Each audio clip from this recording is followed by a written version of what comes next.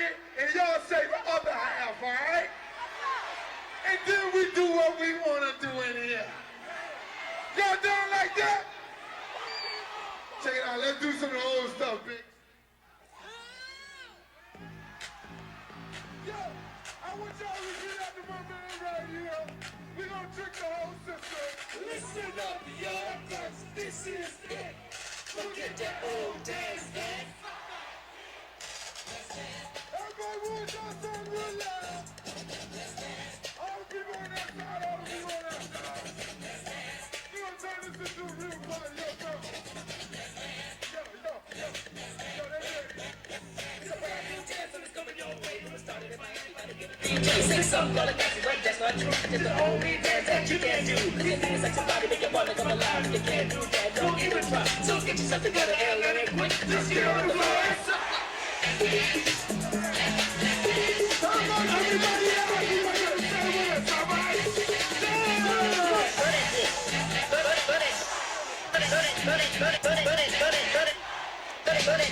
When I went to my eyes, you believe my eyes. This thing was slow, I didn't really try. You can learn how to do this, what you must do. Just listen up close, I explain to you. Just jump in the air when you land, you wild, and you just don't care. It's long as the end so good, it's like do the work so wise. Let's go, sure you one day you ain't gonna just this in the dance floor. Let's go, nobody ain't gonna do. It's not gonna funny, don't get this. All I wanna do is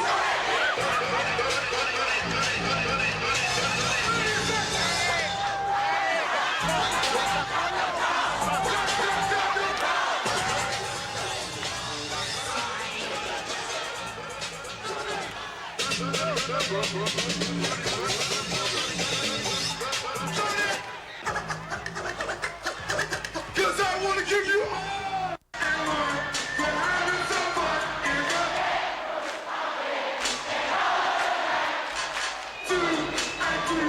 I took off my shoes in the 3 she undressed me in the 4 we in the 5 I pulled up the vibes in the 6 the 5th in the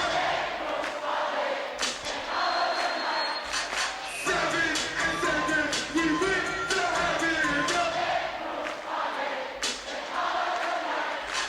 8 she in the 9 she licked my in the 10 we got to the kid in the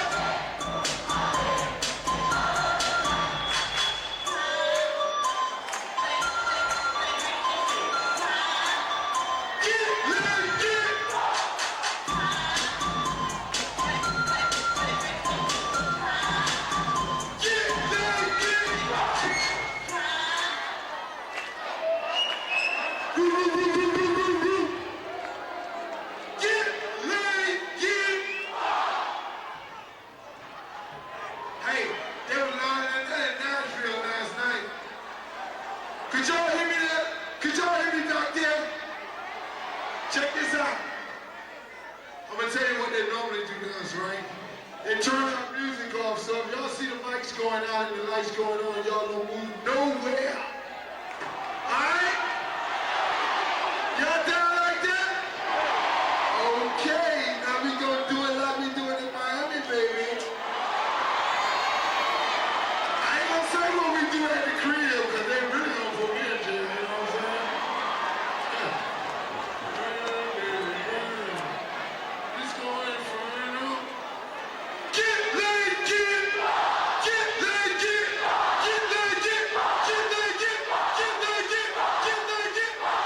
laid, get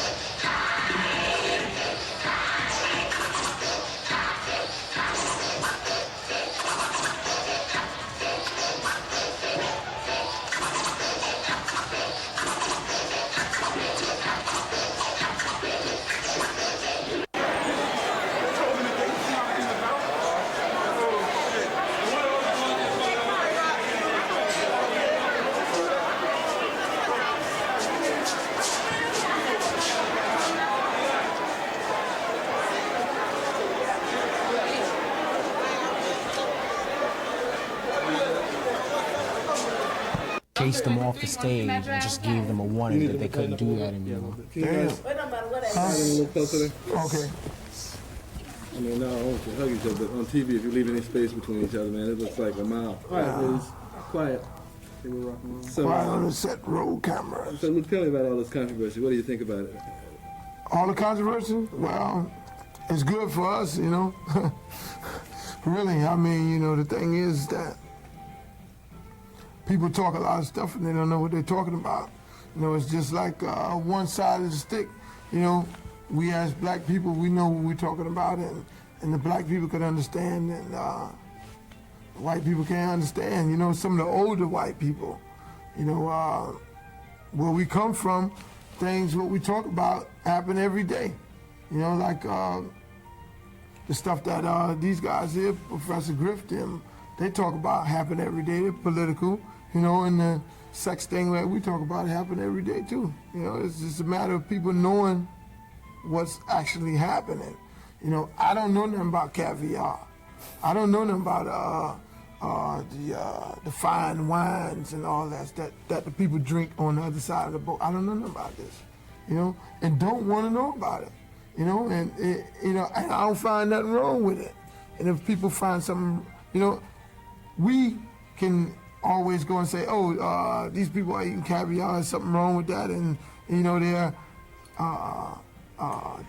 dressing naked, riding around in their beach parties and all that, and they're having nude parties and things like that. I ain't got no problem with that. They could do that, you know, in these big mansions and all that. You know, I hear about this type of thing happen. They could do that. You know, so we as black people leave what we do alone. One of the hard knocks that you've been taking lately is the lyrics on your records. Yeah, well, you know, they say about the lyrics. I mean, you know, the lyrics is like this, you know, just like I was saying before, is that Leroy Skillet, everybody on the Fred Sanford cast did it. Aunt Esther, if you can hear Aunt Esther in our record all day. You know, Andrew Dice Clay is doing it, Eddie Murphy is doing it. We just hooked it up to a rap form, you know, and that's what people like to hear. This whole issue of, in your own home state, the record's been banned. Well, that's a county outside of where I live at. Miami is not banned. You know, in Fort Lauderdale it is. I mean, in Fort Lauderdale, they banned nude bars. So, you know, and they're running people away from, you know, college students away. And they've been going there for years. So, you know what town Fort Lauderdale actually is. When you came here to Memphis. Oh man, Memphis. I mean, Memphis is very surprising. You know, but the thing is about it is that the people here in Memphis, they like us for what we are. It's just those few old people, you know, in the town, you know, the few old people that go in, the old white people that go in and protest what we're doing, they got a problem with it. You know, and what I would say to them is, if you don't like it, don't buy it. You know, some of the things that they do and some of the things that they've done in the past, you know, especially here in Memphis. I mean, this is a place where Dr. Martin Luther King died at. You know, I don't appreciate it. So, you know, but it's not my place to take it out on them because they're innocent bystanders. And the thing is that they need to, you know, just back off because it's our music, you know, and black people come to the concert to see Two Live Crew, you know. You know, if you want to ban something, if you want to protest something, protest the White Snake concert and the Motley Crue and the Guns N' Roses. Protest your own concerts, you know, where your own people go to. You know, don't worry about what we're doing as black people. I think it may be part of the problem. I saw a lot of white kids out there in the audience tonight. Hey, and they like it too. You know, the white kids like it. They know what's happening. It's the older white people don't know what's happening, you know? And they're the ones who run around with the sticks in their hands and the protest sign, and they were the same ones that was running around with their hoods on. One of the interesting aspects of you and your career is that you are in control of your own destiny, I understand. You're the president of your own record company? I mean, Yeah, it's a black thing. tell me about that. Tell me that again. Well, the thing is, we figure that, you know, bourgeois fellas, you know, like, hey, you have black guys, white guys, you know, the bourgeois guys that's sitting in the major record companies, they don't know nothing about rap music, you know. It's the young guys who's on the street every day, they're the ones that know about the music, you know. If you notice that all the rap records came from independent record companies.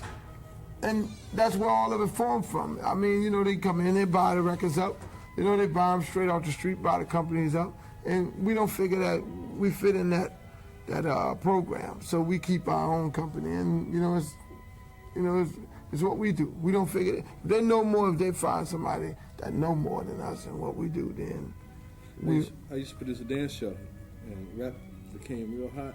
I used to book Dance Acts, man, and I knew a couple of people with some of the rap companies real good. And it's interesting because Columbia and record companies like that started buying the contracts out from under these indies. Tell me, why is that? Why did that happen? I mean, did we reach a day of reckoning where they said, "Hey"? What is the thing is? The thing is that when you want fresh, you know, material straight off the street, it's hard for a major, you know, to produce a fresh new group. Majority of all the groups come from some independent source, you know, from some street background. You know, it's a lot of records you hear, I mean, you know, on the radio, where if the company is fully involved with the product, then it's like the Cosby Show.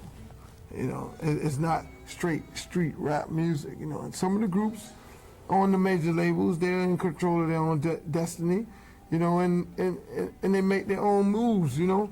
Those are the ones that's going to be around for a long time. But you have a lot of them that's not doing that. They get commercialized. So suppose I tell you I wouldn't let my kids come hear you. Well, you know, that's your thing. You know, if your kids are beyond the age of 16, you know, and you have them living in a shell, then that's your thing. I mean, your kids are the ones who's gonna go out and be the junkies of the world. Your kids, if you don't tell your kids, say, look, this is what's outside that door, then you're gonna have a problem. Your kid gonna be a junkie. Your kid's gonna be some sex female. Your kid might end up pregnant. You know, your kid might end up pregnant in somebody, and your kid might end up with AIDS. See, the thing is, you got to tell these kids what's going on. That's why they have sex education in school. Your first song, Booty, Five, Booty. Is that, I mean, Head, booty, and mouth. that's not promoting it? Promoting sex? Yeah. Head, booty, and mouth? Sex promotes itself. Exactly. Just like you said. Sex promotes itself. Sex promotes itself. I mean, look, it's on the soap operas. I saw a commercial where a lady and a man was in the bathtub with the water coming down. What is that? Were they playing Dolly House? I mean, and how many of us have played Dolly House in our days? You know, and that's what we find out about what's going on. You know, what about the Playboy channel when we're looking for your program on TV, and some kid, when a parent is going to a party with Sammy Joe's friend and mother going to play bridge or something like that, you know, black people don't play bridge, but you know, but playing bridge and they missing the Playboy channel and they're humping and grinding and all that. What is that? Somebody goes into the stash of magazines and break out the penthouse and then they make their own party at the house. You know, hey, it's the same thing. I talked to this couple today. They said, you know, you guys are going to make it sound like a racial issue. And she says it's not anything against you. They hate Guns N' Roses too. Well, have you ever seen Guns N' Roses record being taken out of a store, carted out of a store? No, but you've seen 2 Live on. Have you ever seen Guns N' Roses put a sticker on their album? We have a sticker on our album. Did Guns N' Roses ever make a different version of the album? Nope, we did that. Professor Griff is the group that he's in. Professor Griff and the LAD, they said something about Jewish people, and they were ready to be hung. But Guns N' Roses did. They said something about Jewish people. Oh, it was fine. Guns N' Roses got on TV and some award, and they said something about, oh, F this, I didn't know I was on TV. Oh, it was okay, you know, because there was some white guys. It was fine. I mean, it was nothing, there's nothing wrong with that, you know. Forget about it. Those guys was just drunk, you know, but we as black people, when we say one thing, I mean, we're to be condemned, you know. So is there a double standard? There's the evidence right there. You judge for yourself.